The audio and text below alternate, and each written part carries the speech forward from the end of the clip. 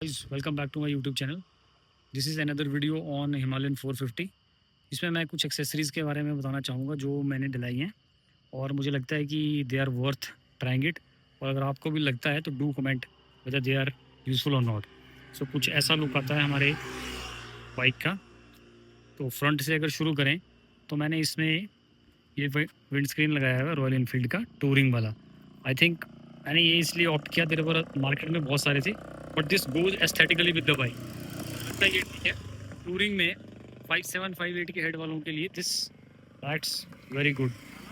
ये आपका एक विंड थ्रस्ट जो चेस्ट के लिए अपर पार्ट के लिए, तो वो आपको काफ़ी हद तक रोकता है। You don't feel it, you can easily feel the difference इसको लगाकर हाईवे पे वाइल क्रूजिंग एट 60 to 70। सो मुझे लगता है ये एक वर्थ है अगर आपका हाईवे राइड रहता है। और हम बात करें तो मैंने इसके बाद ये मिरर्स लगाए थे, इसका अपडेट मैंने इसका जो रिव्यू है मैंने वो डिटेल में डाल दिया था, how you can fix it. ये मैंने KTM एडवेंचर 450 के लगाए हैं। Only issue with this is कि इसमें थोड़ा वाइब्रेशन रहता है।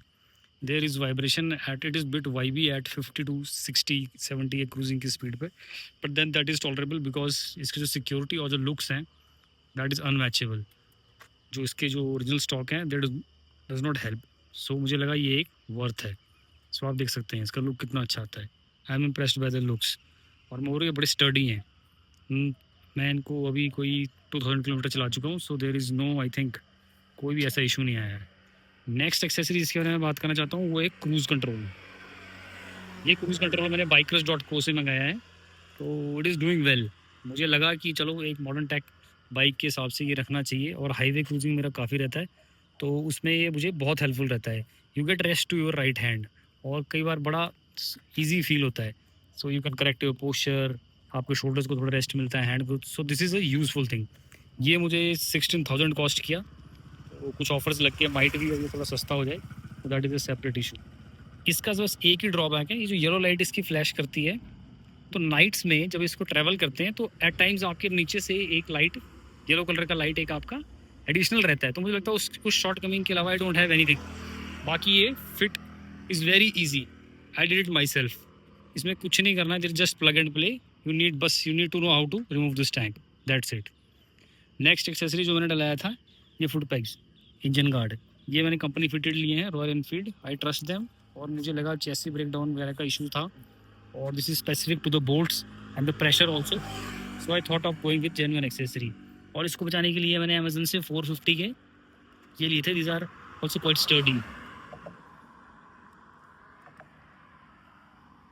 ये कि मैंने ये लगाया था, तो ये मैंने कंपनी फिटेड लगाया था, रेडिएटर गार्ड। आई थिंक ये इसके साथ बिल्कुल मैच करता है, तो सो आई डिड इट। बाकी सम्प गार्ड के लिए I don't think so, because मेरा इतना भी ऑफ रोडिंग का नहीं है। जब होगा तो I will definitely go with the sump guard also.